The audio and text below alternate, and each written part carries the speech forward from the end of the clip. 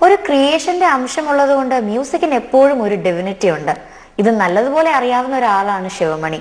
തൂണിലും തുരുമ്പിലും ഒക്കെ സംഗീതം കണ്ടെത്തുന്ന ശിവമണി കഴിഞ്ഞ ദിവസം ശബരിമലയിലും എത്തി.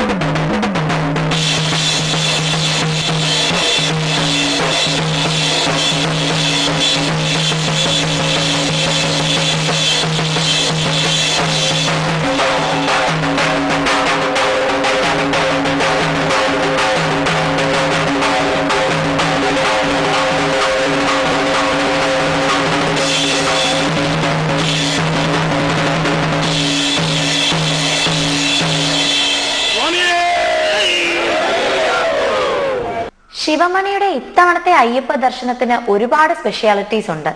35 ഭാഷകളിലായി പുറത്തിറങ്ങുന്ന ഭൂലോകരക്ഷകന്റെ മ്യൂസിക് കമ്പോസിംഗിലാണ് Sivamani. Now the time has come. I'm going to share what I hiding in my heart. I'm going to bring out, and that too I'm really blessed. I'm doing a first movie, Swami, for Ayyappa, Bhoolagarakshagan, and with Stephen Devasi, one of the great keyboard player, and we played together. So we want to do together this movie.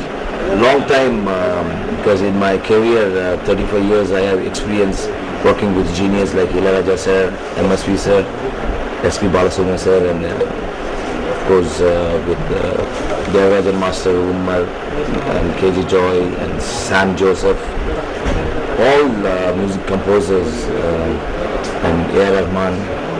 So finally I was just doing my tour with my drumming.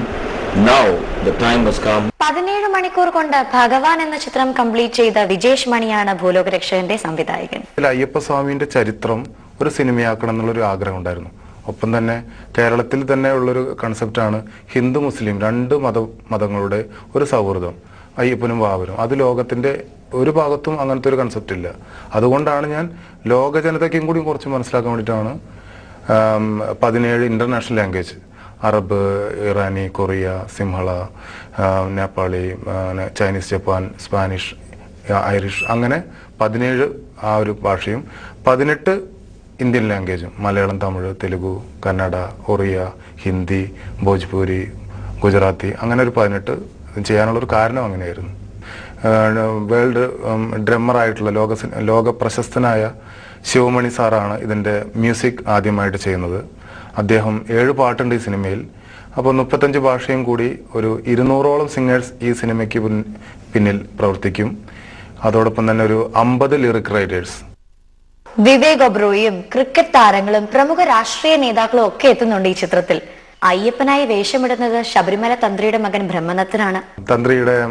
തന്ത്രിയുടെ മകൻ, ഇപ്പോഴത്തെ രാജീവ് ഖണ്ഡരുടെ മകനായ ബ്രഹ്മദത്തൻ, പുള്ളിയാണ് ഇതിൽ അയ്യപ്പന്റെ വേഷം ചെയ്യുന്നത്. വിവേക് ഒബ്രായി മുതൽ ക്രിക്കറ്റിൽ നിന്നും 2-3 പേരുണ്ടാവാം, കൺഫേം ആയിട്ടില്ല.